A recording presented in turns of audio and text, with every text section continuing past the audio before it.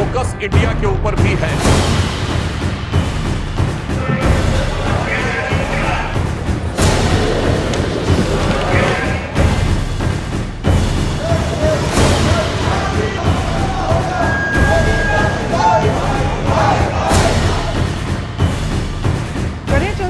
चर्चा करने में क्या इतराज है? बात ही तो है, लोकतंत्र में चर्चा ही तो होती है।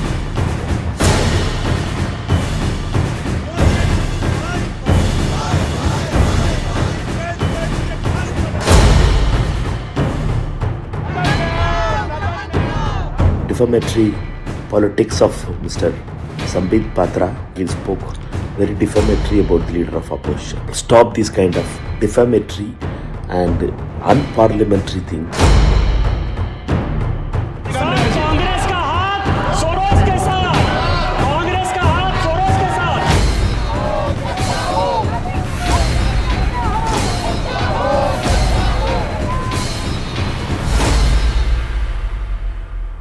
All right, let's open this up to our panelists who are now joining us this evening. Radhika Khera, spokesperson of the BJP, Dr. Shama Mohammed, national spokesperson of the Congress Party, Ghanshyam Tiwari, national spokesperson of the Samajwadi Party, Smita Prakash, editor ANI, is also joining us. Radhika Khera, let me start with you first, because for the last 2 days since this OCCRP report came out, the BJP has been alleging that Rahul Gandhi, and these are Sambit Patra's words, is a traitor of the highest order. He is linked to George Soros and OCCRP. He's conniving and colluding with foreign elements for an anti-India agenda and to disrupt Parliament.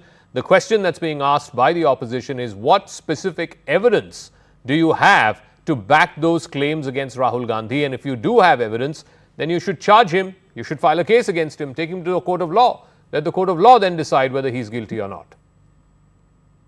Good evening to all. Now, Congress Party and Rahul Gandhi's dubious relationships with the foreign funded organization and George Soros is out in front of everyone.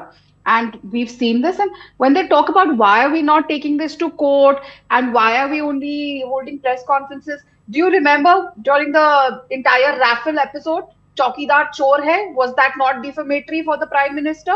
Then you had the Pegasus story that they came up with. All these things have been funded, and Rahul Gandhi behaves like a puppet of his Mr. Soros uncle, Chacha, whoever he is, that Rahul Gandhi knows better. But we've seen Rahul Gandhi visits countries abroad, whether it's Uzbekistan, America, and most of the times he's not ever told the government where he's going. If you remember when he was an SPG protectee, even back then he would go off for days at a stretch without taking his SPG cover, without informing the security where he's going. We even know that he keeps going to Myanmar and all these places.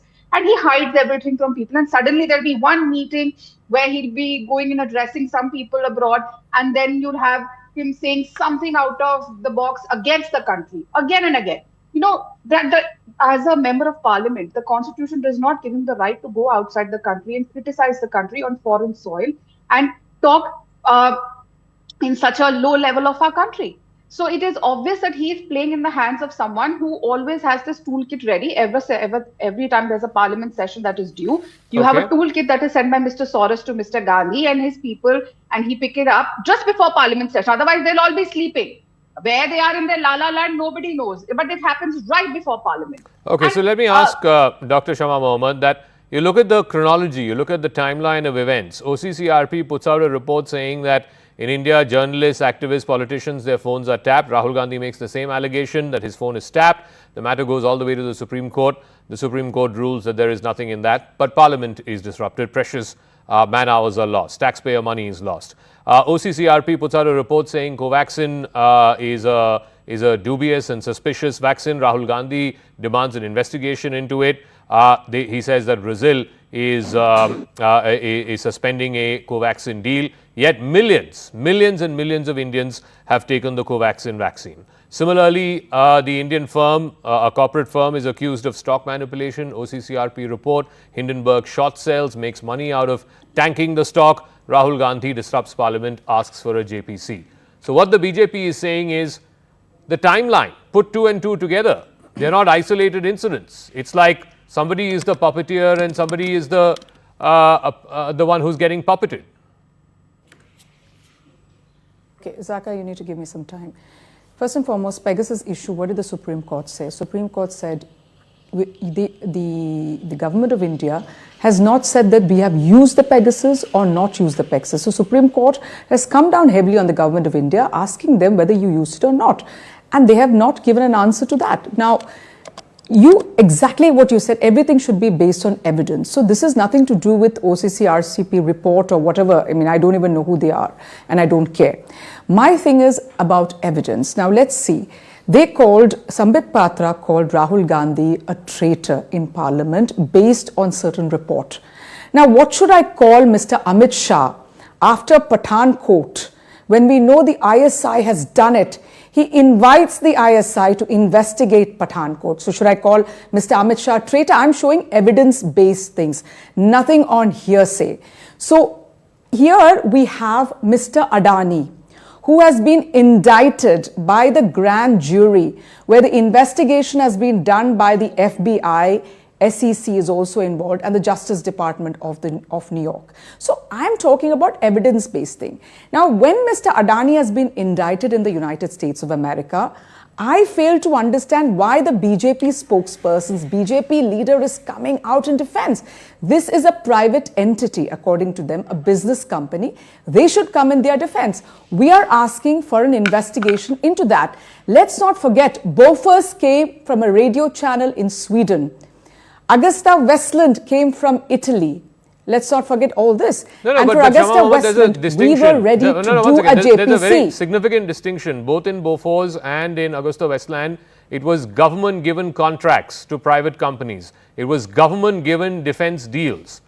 In this particular case, the Department of Justice has nothing to do with government-given deals. So No. It's a private company. Here there is an investment. Fair enough. And it's a private company. Yeah. You're not listening. See, you did not interrupt Radhika. No, Radhika can't come in. Let me finish. This private company, how did they go to the governments in India? The solar company, which is associated with the Solar Corporation of India. It's the government. Listen, if this sort of debates... You can't decide whether I can come in or not. One second. One at a time.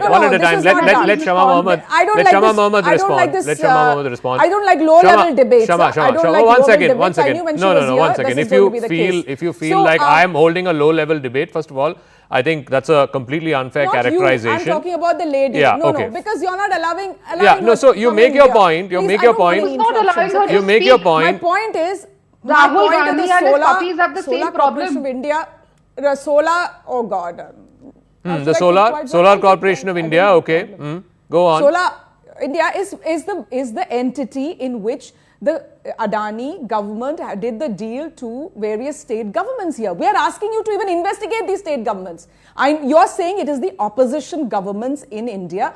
Please investigate. We are not saying not to investigate. We want to get to the bottom because there is a huge amount of... So Radhika Khera, first of all, why is the government coming out and defending a private company? And second of all, is this a convenient sort of justification or a convenient diversionary tactic from avoiding that investigation? What has OCCRP got to do with an investigation on a corporate against whom there are grave allegations? Let's start with the roots. I'm sure you can see the picture here. On one side, we have the newly elected Gandhi family member, Ms. Priyanka Vadra, with a tag on her jacket saying Modi, Adani, AKK. And the other side, we have two pictures of her husband. Okay, fine, he may be a private entity, but he clearly says that he's now a Congress leader. So we can see him with the same Mr. Adani now that otherwise we would always hear the Congress spokesperson screaming, Adani ye hai, Adani wo hai. Now he's come down to Mr. Adani. And if you have so many problems with Mr. Adani, well, then your Telangana chief minister should not have taken 100 crores from him. He's given it back. He's given it back. The foundation has given it back. Yeah. He's given it back. He's given it back. Can I complete? Okay, one at a time. Oh my God, Shama Mohammed. Please don't let me, please let me complete if you expect the same kind of decency from me. Yeah, finish your point. Well, we have also seen how Ashok Gehlot had gone on numerous occasions to Chhattisgarh Chief Minister begging him to let Adani work over there. We even saw in the reports how Congress-led governments of Rajasthan, Chhattisgarh have given so much work to Mr. Adani and how they have manipulated things for him. So let's not always point fingers at others and see your own house.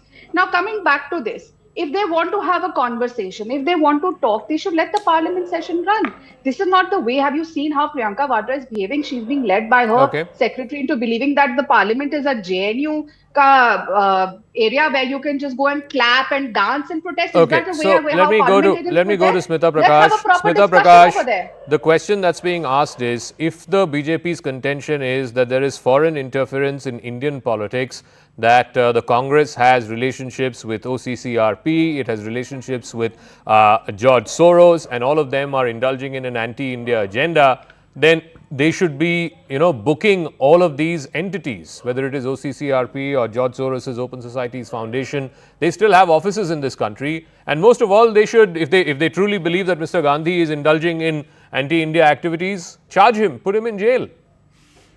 Well, if the opposition quotes or has been quoting foreign publications and foreign investigations to accuse Indian businessmen for dubious links with the ruling dispensation, here I mean the BJP, then one really can't fault the BJP to pick holes in that argument by quoting foreign media sources.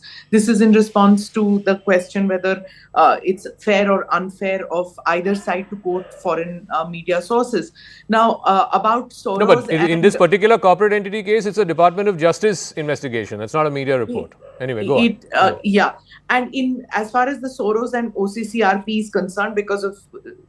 I was referring to this. Sure. The Soros and the OCCRP case, it's a global collective of investigative journalists, Zaka, and they have a reputation of unearthing corrupt practices in countries, and where that corrupt practice only suits a particular dispensation and a narrative which leans left liberal. In all the investigations that they have done, it's based on that ideology. So when this organization, which is supposedly based in Amsterdam, but now under the scanner because of its dubious funding program, it uses investigations which prompt sanctions and procedures and judicial probes in those countries against a particular area of expertise or particular party. And surprise, surprise, Soros and his so-called philanthropic arm has been accused in multiple countries, not just in India, of meddling in domestic affairs. So there are any number of trails of funding media outlets and left-wing campaigns in several countries, multiple countries, including in India, of these left-wing campaigns. And these left-wing campaigns then provide the material which left-wing political parties use to either for their legitimate political activity or else to depose elected governments in many countries. It's just that in Indian media or in the Indian political space or in the Indian media space, it is so crowded that the debunking happens in real time of fake narratives. So I at no point of time do I say that fake narratives don't have an impact. They do have an impact, and there are enough takers in our country for these and enough collaborators in India for fake narratives. We've never learned from history, Zaka. Our colonial past is replete with such quislings who have betrayed the country.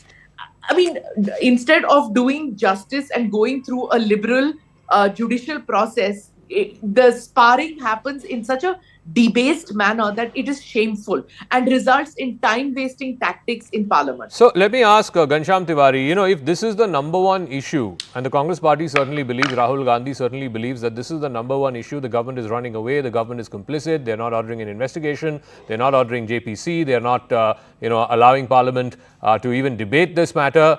Why then is the Samajwadi Party not part of these protests? For the last 3 days, Congress party has been protesting at Makar Dwar in the Parliament building, the new Parliament building. Samajwadi Party is not part of those protests. TMC is not part of those protests. Why? You don't believe that this is a resonant issue or what? Good evening, Zaka, to you, my fellow co-panelists and the viewers. There are three important things. One related to the discussion so far. Media part that has been today being referred by Sambit Patra. By the way, Sambit Patra, who was in charge of BJP in Manipur, has never ever uttered a word on Manipur. As Manipur has burned, as various magazines have played out the tape recordings of Biren Singh talking about Bambaji and ignoring Amit Shah's directions, which is now part of Supreme Court. That aside, this is Sambit Patra and his grand decision on calling somebody a traitor. Second, quoting Mediapart. I quote from Mediapart, which Smita Prakash ji spoke about how they are experts in exposing corruption. 14th December 2023, Rafale papers. India impedes French judicial probe in Dassault. And it goes on to say in its headline that Prime Minister Narendra Modi's government is keen to bury at all costs corruption case concerning the sale of 36 Dassault-built Rafale fighters. This is what Bharatiya Janata Party is quoting. So if they want to legitimize, the Rafale matter went all the way to the Supreme Court. Yeah. A three-judge bench heard it. I'm not saying that. There's nothing to show corruption in the Rafale. I'm simply saying that a Sambit Patra of Manipur fame is legitimizing Mediapart, which is saying this on the salt right now. So come to the question that I asked you. Why is the Samajwadi Party not part of these protests? Don't you think that this issue is important, or you have differences with the Congress? What is it? Point number 2. Today is the death anniversary of Baba Bhimrao Ambedkar, the architect of our constitution. At least on this day, the Prime Minister should have appeared, shown courage to be seen as the leader of the House. In a House where we want to hold the government accountable to the conspiracy and deaths of 5 innocent people in Sambal, to the burning Manipur, to the burning prices that are digging the grave for the lower middle class and the poor, to the situation across the country on various other things, on the EVMs and on the Adani matter. The government, we believe, is running away. You have debates on this. Sambal, there was a debate 2 days ago. Your leader spoke about it. The government is saying you can have a debate on any issue you want. What is stopping you? Zaka, that was not a debate. That was 2-minute question hour. The point is, this government does not want have you seen the Prime Minister in the Parliament? This government does not have the courage to show up in Parliament and debate on anything. I can challenge you that this whole Abhishek Manu Singhvi and similar episodes, and this is not something that I am making it up. If you look at their track record, when they had the brute force in Parliament, in the last 10 years, there were more Sundays than sittings of the Parliament. The Prime Minister was absent from the Parliament by and large, and the government used... Just one final thing. One final thing. The government used dubious ways such as YSSR, CP and AIDMK protesting in Parliament, delaying the Parliament session due to Gujarat election. This government is a champion of ensuring that Parliament does not have the accountability that people want it to have. On the Dr. Singhvi point, for a gentleman who gets lax for an appearance in the Supreme Court, I don't think he needs to be. He's the highest taxpayer. I don't think he needs to be carrying around a wad of currency in Parliament. Zaka, it's bizarre that... on a lighter note. Yes. Zaka, it's bizarre that JP Nadda, leader of the House for BJP in Rajya Sabha, the man under whom the electoral bonds, Chandalo Dhandalo model unfolded, BJP collected 13,000 crores of Chanda. He is charging somebody for 50,000 rupees. It is bizarre how the Supreme Court looked into electoral bonds, they scrapped electoral bonds.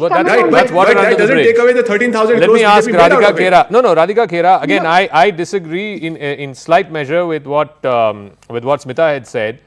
That look, I am coming back to the fundamental moot point. If you believe that OCCRP has violated the law of the land, charge them under sections of the BNS and make a case out of it. Just like in Rafale, it went all the way up to the court and the court said there's no corruption. Similarly, in Pegasus, it went all the way up to the Supreme Court. The Supreme Court said there's no evidence to show that the software has been installed or that phones of opposition leaders have been tapped. What is stopping you from doing the same? And if you believe, like your colleague said, that Mr. Rahul Gandhi is a traitor, please charge him. 124A of the previous IPC used to be sedition. Charge him with sedition. Why aren't you doing that? Just give me 20 seconds to just respond to Ghanshyam here. I'm thankful and grateful to him for bringing up the issue of Mr. Abhishek Manu Singhvi. Yes, he charges a bomb and he's a very good lawyer. He's helped many politicians of the MV Alliance get bail despite the charges on them. But one thing that he tweeted out today, I would like to read it out. He says that I carry one 500 rupee note when I go to Rajya Sabha. That is none of our concern. So I reached inside the house at 12:57 p.m. yesterday. The house rose at 1 p.m. Then I sat in canteen till 1:30. Well, and then he left Parliament. Now, this Rajya Sabha member who lost his Himachal election and every party was out in the front to get him into Parliament is a leader, a very tall leader of the MVA Alliance, a very tall leader of the Congress.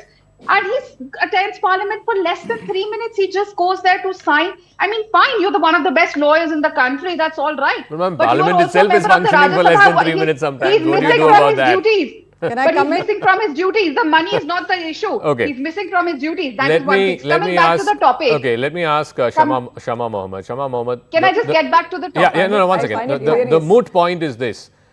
Legality, criminality is one part, but politics is not about legality or criminality. Politics is about perception. If Mr. Rahul Gandhi is using OCCRP report or George Soros funded reports to go after a corporate entity that you believe is close to this dispensation, then this dispensation is well within its right to use other media organizations who have exposed chinks in the armor of this OCCRP and OSF that you are relying upon. So what's wrong with that? It's about perception. It's a battle of perceptions. I'm going to answer that battle of perception. Before that, I just want to tell the lady that Modi doesn't attend Parliament. All right, as the Prime Minister, Mr. Manmohan Singh was in Parliament. Modi is when not your every uncle or your so-called chacha or your allegation dad that against you us call him Modi. was, There's something called Prime please, Minister Shri Narendra Modi can you ji. please How ask you her expect us to respect Jawaharlal Nehru Can you ji? How just- you expect us to respect Indira Gandhi ji and Rahul Gandhi ji and Sonia Okay, let's Gandhi ji? not Have get some respect for the diverted. Prime Let's not Minister. get Can you diverted. He's Let's not your study buddy. Yeah, let's not get shouting. You have to diverted. Yeah, respect Dr. the Shama Prime Mohammed. Minister of the country. Yeah, I'm not calling he is him the Prime Modi. Minister of the Can you country. I ask think her he to should be keep addressed quiet? respectfully. But let's please go ahead. So- Yeah. Thank you, Zaka. Yeah, so again, I'm going to say Modi doesn't attend Shows Parliament. the true all right, character and of it's the my Congress, wish and the democratic the right to illiterate address how I character of the want. Congress. Now, let me get to the point. Razaka, please ask her to I'm keep sorry, quiet. I Now, will not me let you ask- get to tell the you point about if you Adani. insult the Prime Minister. The economic Like I said, I mean, economic it's only fair when you Can I you just- refer to Rahul Gandhi ji. It's only fair that you respect the Prime Minister, at least for the position that he's keeping.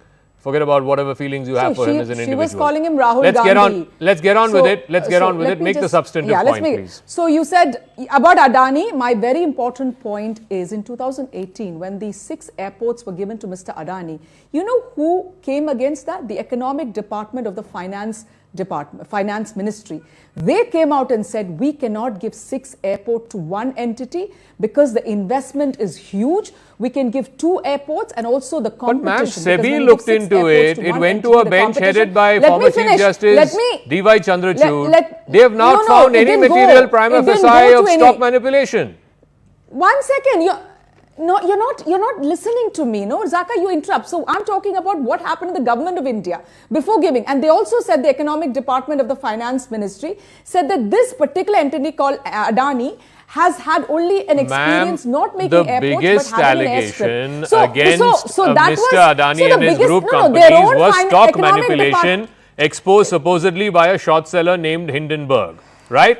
Matter went all the way up to the Supreme Court, bench headed by former CJI. So the that is bench what- found, SEBI investigated, and they have not found any kind of stock manipulation.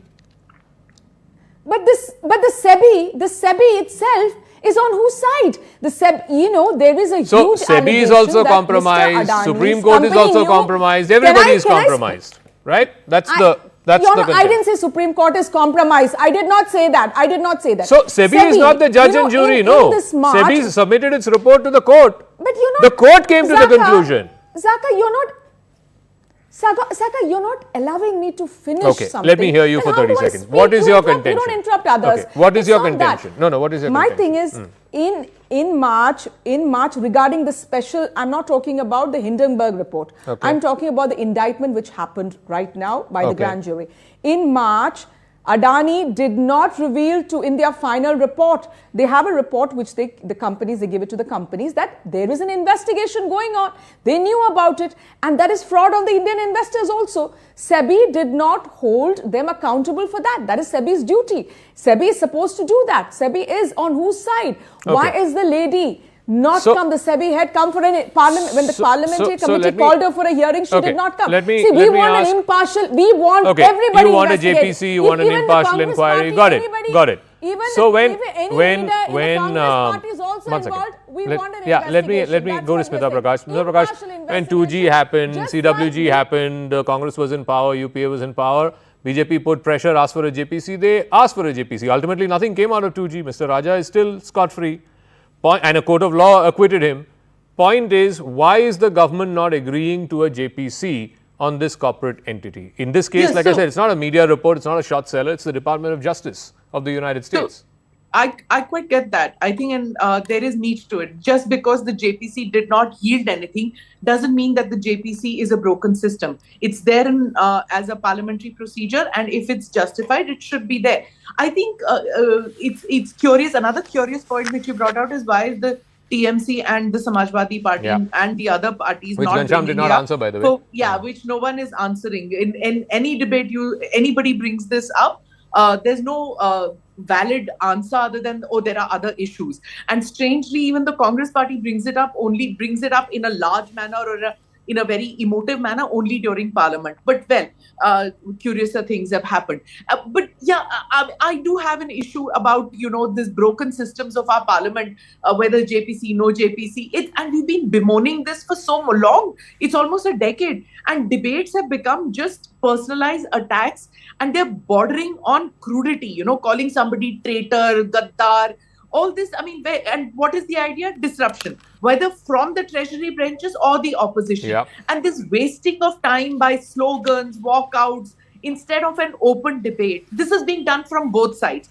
Again, I'm saying both sides are responsible for what's happening. And as a result of this, the general public has zero respect for our elected representatives, and that's wrong. Ghanshyam, I'll give the final word to you. I'm going to try one more time. If you feel Sambal is more important than an investigation into a corporate entity, please say so. That's absolutely fine. You're well within your right to decide which issues you want to take up. But then please say that. Zaka, how do we decide? Manipur, 230 people dead. The chief minister caught on tape speaking about Bambaji. 60,000 people displaced. And Prime Minister has not visited. Is that going to be more important than Sambal, where 5 people are dead? The state government has been accused by a former chief minister in the parliament to conspire against those people and create an unrest, or a man who took money from the American investors, allegedly by the justice system, bribed the Indian officials. There's no way to decide. The only way to decide is a government that will allow parliament to function, where all the matters will be debated. But when the government uses shady mechanisms or methods to ensure that parliament doesn't work, then we must doubt the courage of the Prime Minister to face matters. I'll leave it at that. I'll just say that Ghanshyam put that in his particular order, and maybe in the way in which he ordered it. I guess we know which is a priority issue, at least as far as the Samajwadi Party is concerned. I'm going to take a break. Thanks to all our panelists. When we come back on the other side of the break, an exclusive conversation with ORF America Director Dhruva Jaishankar. He's come up with a new book in which he addresses what he believes is a structural issue in India's neighborhood, whether it's Maldives, Nepal, now Bangladesh, where there is seemingly an anti-India sentiment. We'll have that conversation right on the other side.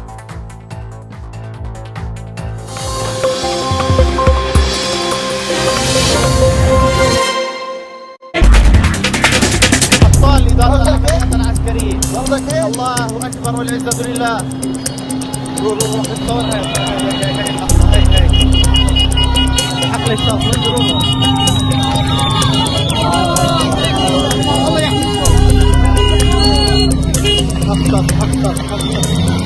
المدينة أبطال إدارة العمليات العسكرية. الله أكبر والعزة لله. الله أكبر إدارة العمليات العسكرية. حماة المدينة.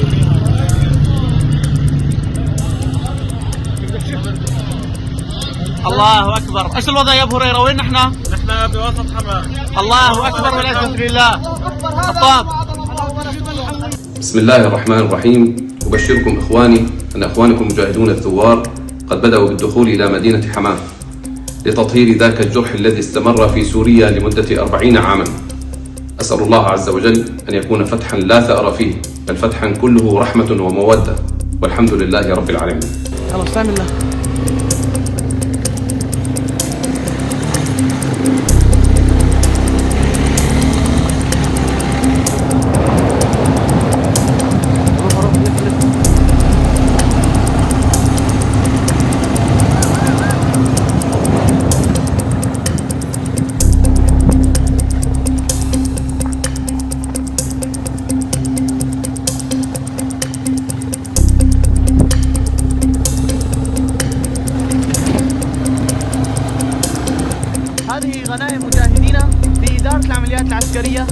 داخل اللواء 87.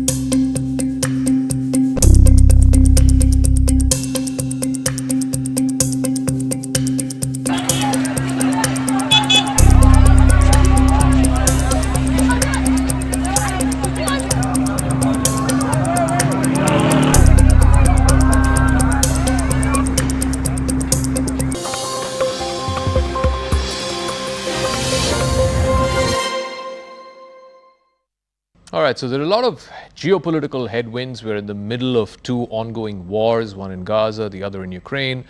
Everywhere you look, there seems to be uncertainty. You have the looming incoming presidency of Donald Trump and the uncertainty that brings with it.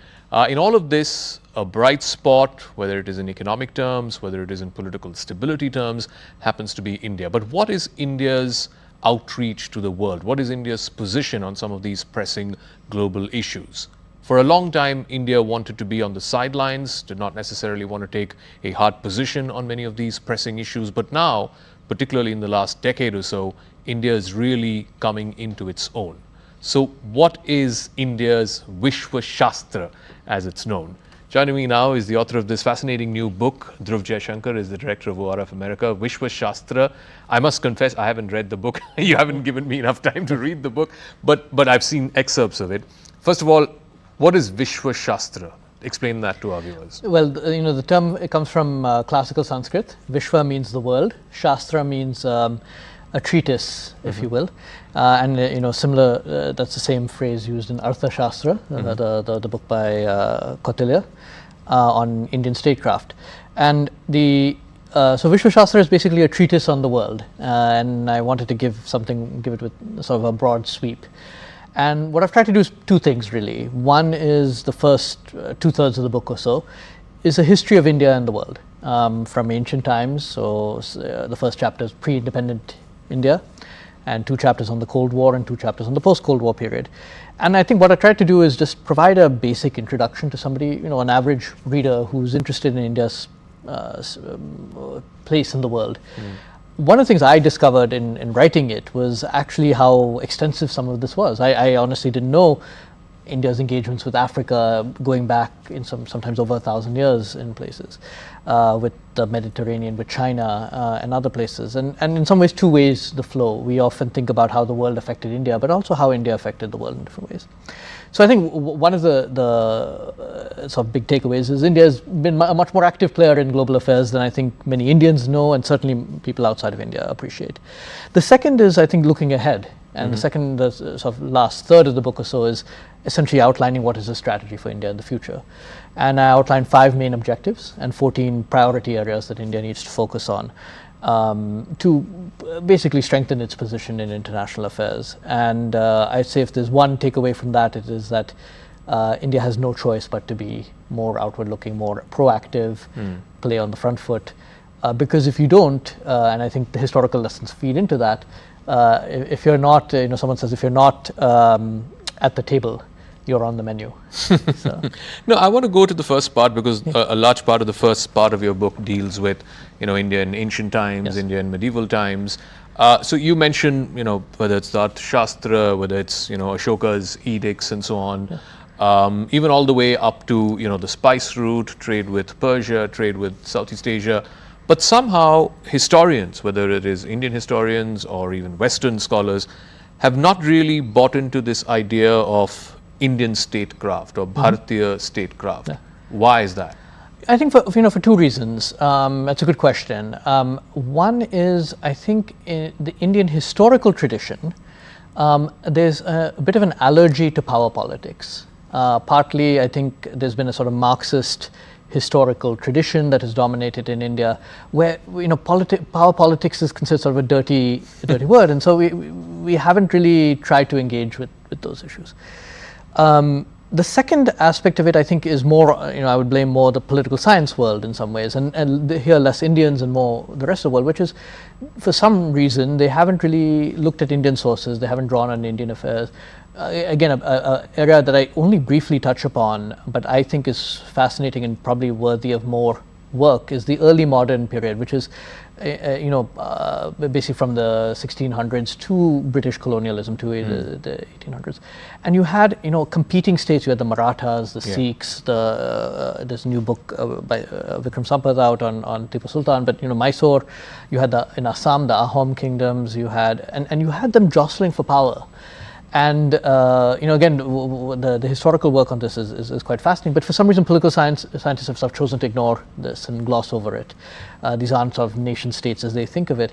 So I think for a variety of reasons, and this sort of tradition of Indian statecraft gets understood. There was a somewhat infamous essay by an American political scientist that came out about 30 years ago, which basically argued that India lacked a strategic culture. And I think that is driven by just simply a lack of familiarity. And I think if you look at, again, the Rig Veda talks about battles and kings.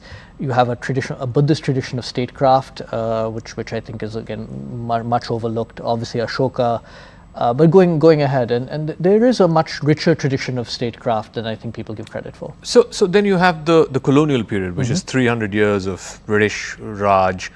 How much of that hangover was there, even much after the British left, in terms of India being very cautious on the world stage, India not wanting to, take positions on issues that are, far away and may not necessarily be in its domain and so on? So, the colonial period had sort of twin impacts, and which is sort of somewhat paradoxical. On the one hand, it actually led to a certain internationalism in India that we don't often think. You had these economic and trade connections with East Africa, with South Africa, with Malaya, which were partly because of these colonial trade networks. You had the Indian Army being deployed in Europe and in the Middle East, in Burma and East Asia. So on the one hand, it led to actually an accelerated internationalism, although within a very narrow colonial context. At the other hand, I think there's a different issue, which is India was on the defensive from independence. You had partition. The British left India impoverished without the resource. Left it a large state, but without the resources to govern a large state.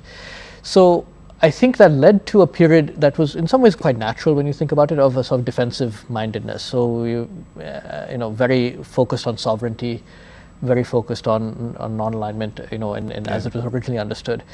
And that has changed, and really the big change has been the performance of the Indian economy. And really often, I really point to 1991 as a pivotal year for a variety of reasons, but perhaps the biggest one was the liberalization of the economy. And once the economy started performing stronger, then you obviously have the confidence that came with it. So but when you go from non-aligned, we had sort of 20, 30 years of non-aligned, much of it during the Cold War, and then today you're in a stage where it's called multi-aligned. How do you draw the distinction between being non-aligned and multi-aligned? Because let's take the two wars that I referred to at the start of the program. Now you could make the case that India is practically not taking a position on either of those two wars. That is what non-alignment is. So I would differ.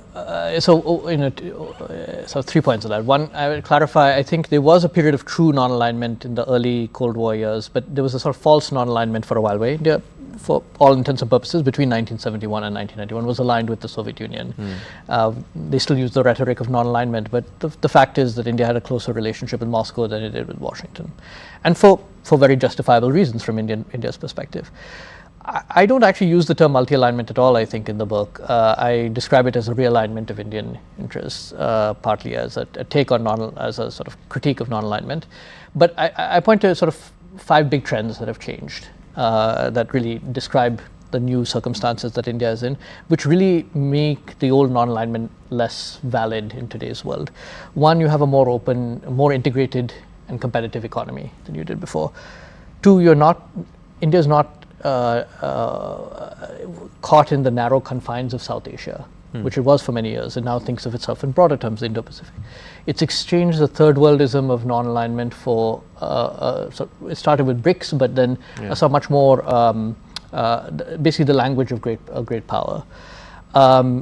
It's dehyphenated itself from Pakistan. I think it's a big change. And I think it recognizes that there's a major strategic challenge in China. And these, I think, sort of largely summarize the big changes that have taken place gradually in fits and starts over the past 30 years or so. But I would disagree a little bit on the conflicts. I think on Russia-Ukraine, India has been more neutral, which is we will preserve our relationship with Moscow, particularly the economic relationship, the defense relationship, but also maintain to the extent possible a productive relationship with the European Union, with the US. And with Ukraine itself, and the Prime Minister's visit to Kiev showcased that.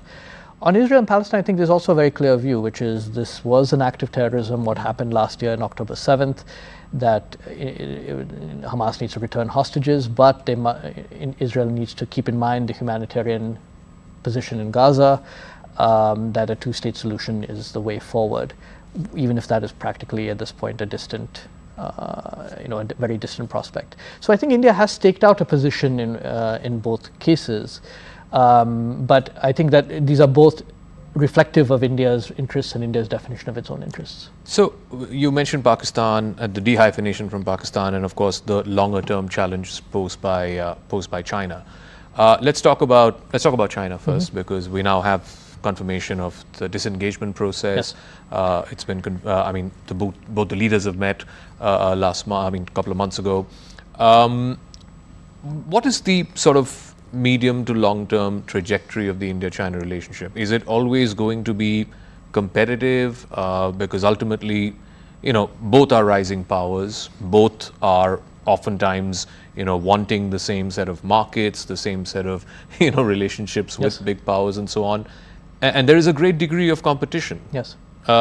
Will that be how it is for the next 30 years? I come out on the side of structural explanations for a lot of things. So as I see it, I think at least if present trends continue, this is going to remain a very competitive relationship.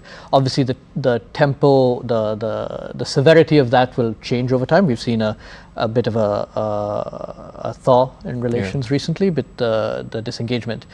But ultimately, the larger picture doesn't change in any meaningful way. And the China challenge, I think, for India is more than just the boundary dispute, although that is a very important part of it.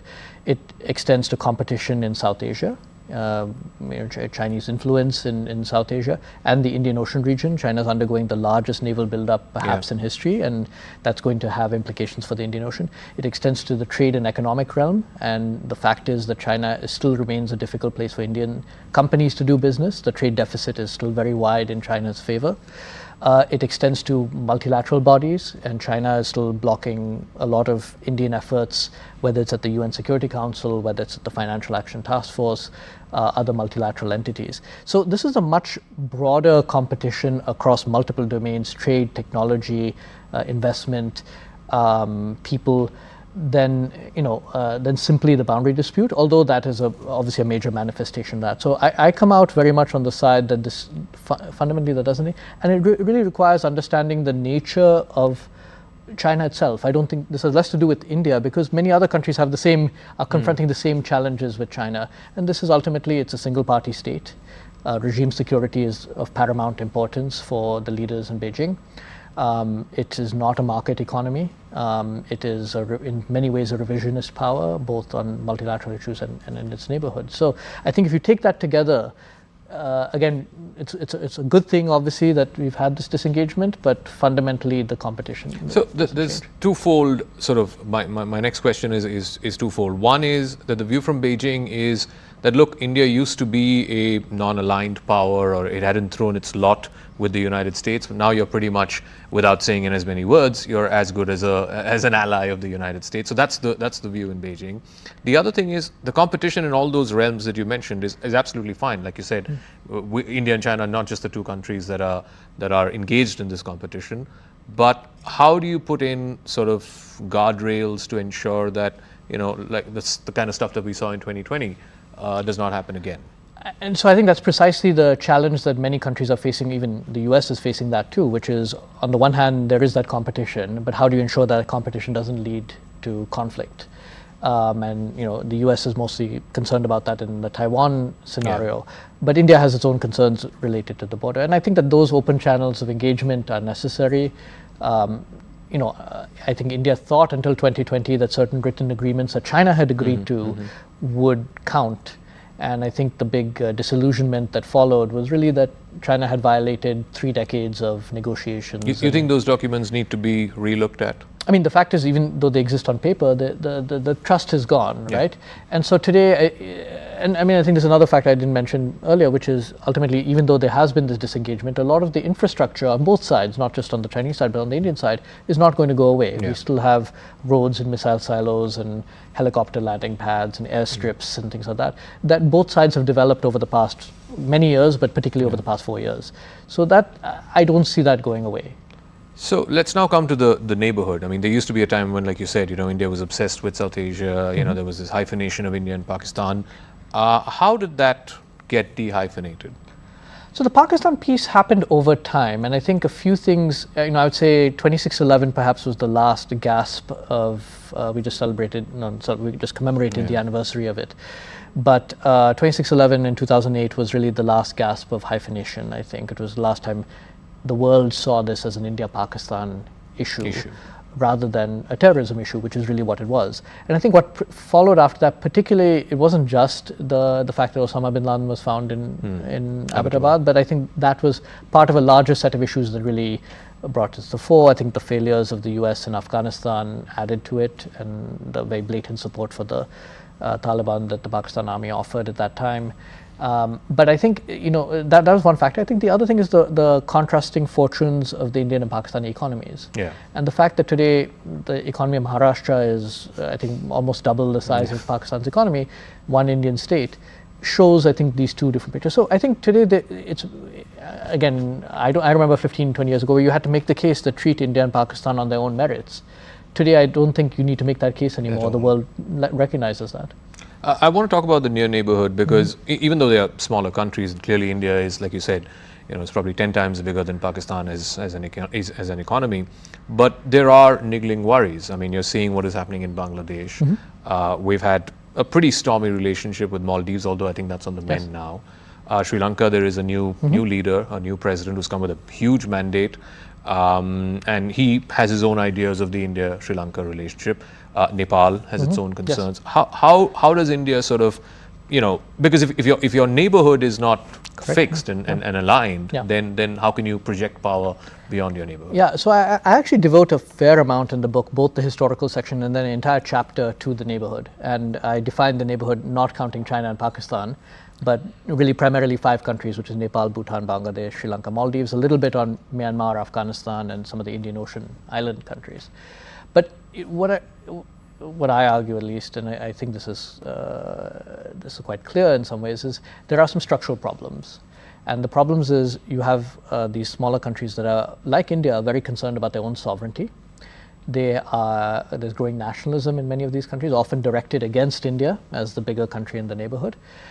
They're becoming more democratic, and I mean this not necessarily politically always, but in terms of social media. You see like an explosion of blogs and online space, and even a place like Bhutan, and so and then you have the co-ethnic overlap, right? In many cases, so you have Madeshi. You have people who have relatives on both sides of the border. So obviously, this leads to a situation where you have fiercely independent feeling countries who are worried about India and who direct nationalism. You have the growing democratic undercurrents, which means more anti-Indian rhetoric in the public sphere. You have these overlapping ethnicities. And so this is a structural problem that India has to deal with and has to confront. And the best ways to confront it is through what essentially is the neighborhood first policy.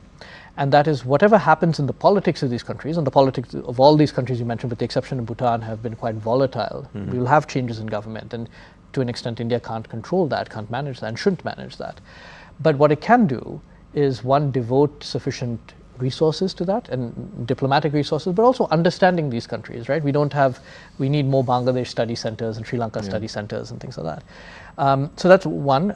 We need to rethink regionalism in a more productive way. So you've seen a revival of BIMSTEC, you've seen a revival of SARC minus entities, BBIN, a motor vehicle agreement. You need a more generous assistance, and India has been extending more loans to these countries. And finally, you need greater connectivity. And a good example of this is hydroelectric power from Nepal to India to Bangladesh. Now, once you have these, this will take time. It's already started to happen. You find that these countries will have a stake in India in a good relationship with India. And so a president who ran on an India out campaign politically comes here and has a very productive state visit to India. So I think, again, that volatility cannot be controlled beyond a point. That's to be expected. There are local dynamics often at play. But India can do a fair amount and is doing a fair amount to try and mitigate that volatility. So one part of it is, and you're right, I mean, it's easier, there is more political value in all of these countries if you play the India out card or, the anti-India card, whether it's in Nepal, Sri Lanka, Maldives, even Bangladesh now increasingly. So that's the domestic political sort of resonance of it. But how much of it is also these smaller countries, maybe their insecurities are coming to the fore and they're trying to basically play India off China, because China also has and does have important stake in this region. Right, and I think it's only natural that these countries will try to. China is one factor. I think in other times, other countries at play. In some cases, the U.S., some cases, the UK. One of the things I sort of try to document is actually there's a long history of that, right? So one of the reasons you had the IPKF, the Indian Peacekeeping Force in Sri Lanka in 1987, was actually to preempt Sri Lanka turning to the US at that time. There were concerns even about South African expansionism, apartheid-era South African expansionism in the Indian Ocean. You had of course, China. There were even concerns about Russian involvement in some of these countries. So it's not a new concern. Obviously, China has more resources today and capabilities to play that role. But I don't think that's not a novel problem in some ways. India has had to confront this for some time. So let me go beyond the neighborhood. Obviously, you're a great advocate, and it's there in the book as well, for deepening the Indo-US strategic partnership. And now you have Trump assuming office from January. You can't really prepare for a president like Trump or a presidency like Trump's. How does India best, I think it's quite funny because when I talk to people from other countries, they often look at India and Japan as two exemplars for they say, how did India manage Trump? Oh, really? They look at India and Japan as sort of two examples of a successful management of a first Trump. But he just slapped, I think, duties on Japanese steel. Yes, exactly, right. So even despite that, and he's going to block, he said today he will block Japanese takeover of a US steel company. Yeah. So I think, again, it's not as if these relationships are going to be without difficulties. I think the question is, how do you read it? And he's ultimately, the question for him is, what is the value proposition for him? And if you come to him with the value proposition and he finds it appealing, he's quite happy to make a deal. But I think presenting it in a way that is appealing to him will make a difference. I mean, I anticipate we'll be in for a bumpy ride over the next year, hopefully less, but maybe more. On trade issues and on immigration issues. But his basic contention is, okay, I'm not against trade, but if you want to trade with the United States, you need to set up shop in the US. No, right? I think he makes a point. I mean, to put it in very crude terms, this is not backed by any real numbers. If US trade openness is at 90, right? Yeah. The EU is at 80 and China is at 70. And what he's saying is this is ultimately this is not fair. Yeah. So he's not advocating that the US go to zero. He's saying we need a more level playing field. And on some issues, he's not entirely, from an American perspective, he's not entirely wrong. I think the challenge for India is to say that India is actually a net importer from the rest of the world except for the US.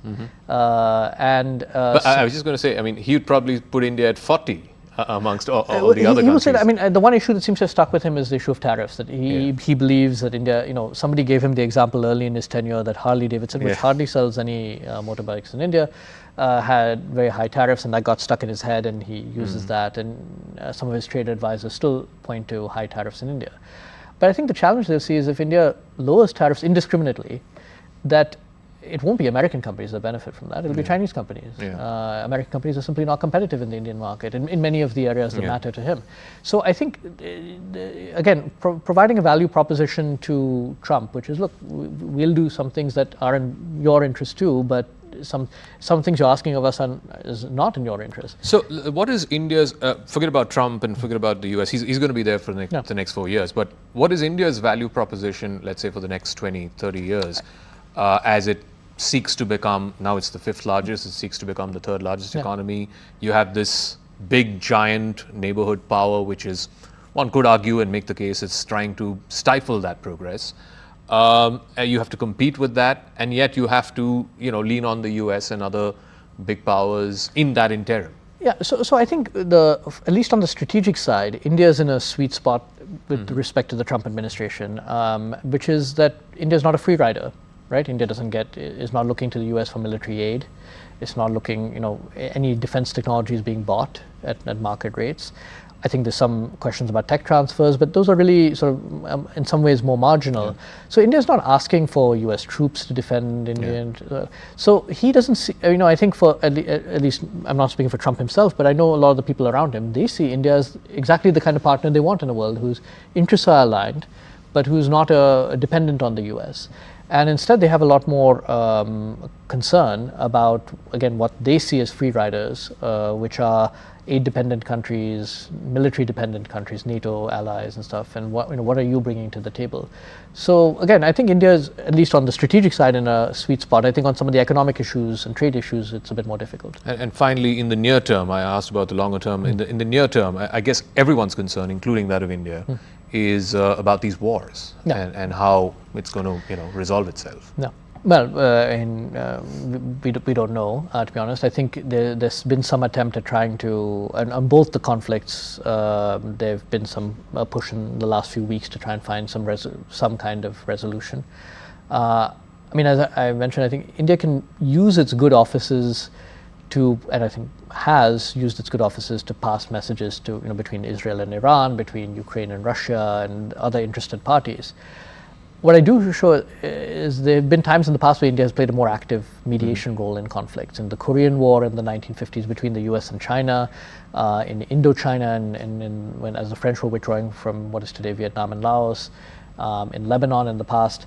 And oftentimes India got its fingers burnt. It was actually viewed with greater suspicion by Moscow, Washington, Beijing, London, than had it not taken those roles. So I think when it comes to mediation, you actually have to tread quite carefully.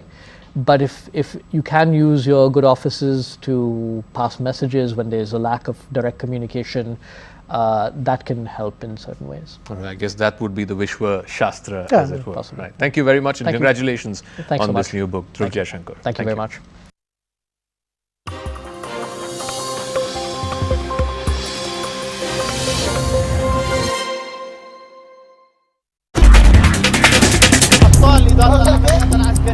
الله أكبر والعزة لله.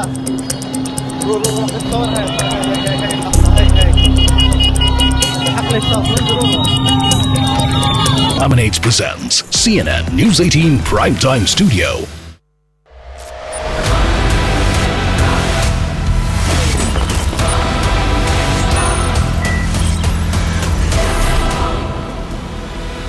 We're live from the CNN News 18 Primetime Studio, presented by Green Lamb Laminates. Viewers, hundreds of thousands of Hindu temples are under state control. You know this.